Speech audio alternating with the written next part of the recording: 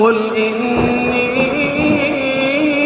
أخاف إن عصيت ربي عذاب يوم عظيم من يصرف عنه يومئذ فقد رحمه وذلك الفوز المبين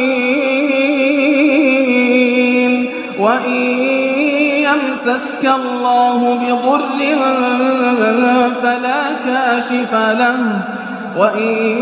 يمسسك الله بضر فلا كاشف له إلا هو